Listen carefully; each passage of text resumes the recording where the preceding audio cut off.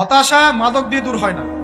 হতাশা দূর হবে, বলে দিব, তিনটা জিনিস, মাত্র তিনটা। কয়টা ভাই? এক, 5 ওয়াক্ত নামাজ। এক কি? নামাজে আপনি অজু করে সিজদা দেন, ইনশাল্লাহ আপনার মনে প্রশান্তি না আসলে আমাকে এসে বলেন যে আসে নাই। চোখের পানি, মনের আবেগ যা আছে আপনার ভিতরে, কষ্ট, দুঃখ, যন্ত্রণা, সব আল্লাহকে ঢেলে দিবেন ইনশাল্লাহ।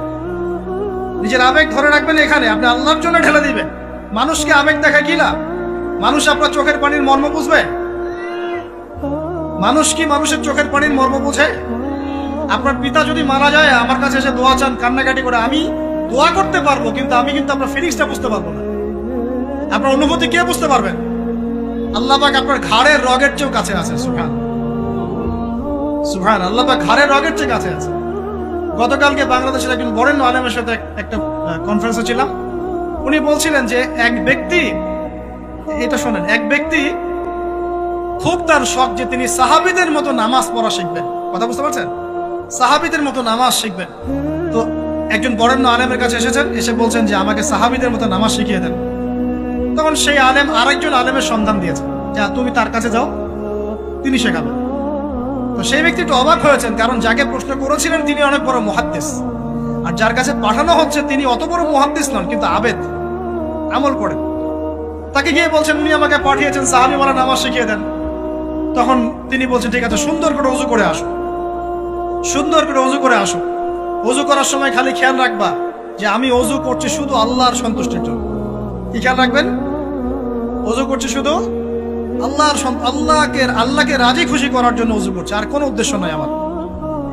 ওযু করতে যাচ্ছে, তিনি আবার বলছেন দাঁড়াও, শুধু আল্লাহকে রাজি খুশি করার জন্য ওযু করো। আবার শুরু করছেন, আবার বলছেন শোনো, শুধু আল্লাহকে রাজি খুশি করার জন্য ওযু করো। এভাবে বলতেই আছেন, নামাজে দাঁড়িয়ে আছেন, দাঁড়ানোর আগে বলছেন শোনো, শুধু আল্লাহকে রাজি খুশি করার জন্য নামাজ পড়ো।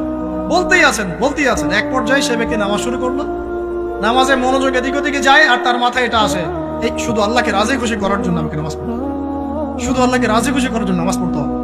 এই চিন্তা তার মনের মধ্যে ঘুরপাক খাচ্ছে, ঘুরপাক খাচ্ছে। এভাবে নামাজটা সে শেষ করেছে। শেষ করে চিন্তা করছে যে নামাজ তো পুরোপুরি মনোযোগ দিতে পারলাম না, বারবার মাথার মধ্যে এরকম চিন্তা আসছে, আল্লাহ আমাকে তুমি মাফ করে দাও, নামাজটা আমার মনে হলো না ঠিক মতো। তখন সে ফিরে এসে তার সে ওস্তাদকে বলছেন আমার তো নামাজ এরকম এরকম করে পড়লাম, কিন্তু শেষমেশ মনে হলো যে নামাজটা হয়তো কবুল হয় নাই, আল্লাহর কাছে খুব মাফ চাইলাম, আল্লাহ আমাকে মাফ করে দাও, নামাজটা মনে হলো না। তখন সেই যে প্রথম ব্যক্তি যিনি পাঠিয়েছেন তিনি বলছেন এটাই হলো সাহাবী ওয়ালা নামাজ। তারা আল্লাহকে রাজি খুশি করার জন্য নামাজ পড়তেন, নামাজ শেষ করে আল্লাহর কাছে ইস্তেগফার করতেন, আল্লাহ কিছুই হলো না, কিছুই হলো না। আমার কথা কি বুঝতে পারছেন? অতএব আল্লাহকে রাজি খুশি করার জন্য আপনি আপনার আবেগ, আপনার ইবাদত সব ফেলে দিবেন, অন্য কারো কাছে কিছু পাওয়ার আশা করুন। অতএব নামাজ আপনার মাদকের দিকে যাওয়া লাগবে না, নামাজই আপনার হতাশা দূর করে দিবে ইনশাআল্লাহ। 2 নাম্বার আমল হচ্ছে কোরআন তেলাওয়াত। যে ব্যক্তি কোরআন তেলাওয়াত করতে পারে নিয়মিত, তার মনের মধ্যে এই হতাশা, এই ভীরুতা, এই কাপুরুষতা কিচ্ছু আসবে না ইনশাআল্লাহ। আমি গ্যারান্টি দিচ্ছি আপনাকে, হতাশা আসবেই না আপনার মনে যদি আপনি কোরআন বুঝতে পারেন। কোরআনের একটা আয়াত নিয়ে কোনো কোনো সময় দেখা যায় 2-3 ঘন্টা সময় পার হয়ে যাচ্ছে, আয়াতটা ছেড়ে সামনে যেতে পারছি না।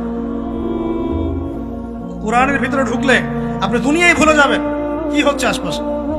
আমি এমন অনেক আলেমকে দেখেছি যে একটা বই, পাতলা একটা বই, আরবি বই নিয়ে পড়া শুরু করেছেন, যে ফজরের পরে জোহরের ওয়াক্ত হয়ে যাচ্ছে, বইটাই শেষ করতে পারেননি। বুঝতে পারবেন না? যখন আপনি ইলমের ভিতরে ঢুকে যাবেন, কোরআনের ভিতরে, হাদিসের ভিতরে, আপনার দুনিয়ার খেয়ালই নাই। একজন আলেম তিনি এক রাত্রে একটা বই লিখেছিলেন, চটি বই, এক রাত্রের মধ্যে। বলা হচ্ছে তার সম্পর্কে বলা হচ্ছে যে রাতের খাবার তাকে দেয়া হয়েছে, যে আপনি এটা খেয়ে নেন। খাবারটা পাশেই আছে, খাবারটা পাশেই আছে, খাবারটা খাবো, এটা লিখে খাবারটা খাবো, এরকম তার চিন্তা ছিল। ফজর হয়ে গেছে, বই লেখাও শেষ, খাবার এই অবস্থায় পড়ে আছে, ডুবে গেছেন ভিতরে, খাওয়ার মাথায় খেয়াল নাই। এরকম হয়। একজন মনীষী, বিখ্যাত মনীষী, রিয়াদুস সালেহিন কিতাবের রাইটার, সংকলক আল্লামা নববী রাহিমাহুল্লাহ, এরকম সারা রাত চলে গেছে, পাশে 2টা খেজুর, ওই 2টা খেজুর খাওয়ারই সময় পান, হাদিস নিয়ে গবেষণা করতে করতে করতে করতে রাত পার হয়ে গেছে। আমি বলতে চাচ্ছি, যখন ইলমের ভিতরে, কোরআন হাদিসের ভিতরে ঢুকে যাবেন, আপনার দুনিয়ার খেয়াল আপনার চলে যাবে ইনশাআল্লাহ। এই টেনশন, হতাশা, এই সেই তখনই আল্লাহ পাক আপনাকে তার পক্ষ থেকে রহমত দিবেন, বরকত দিবেন, আল্লাহ আপনার দুনিয়ার কাজগুলো করে দিবেন ইনশাআল্লাহ।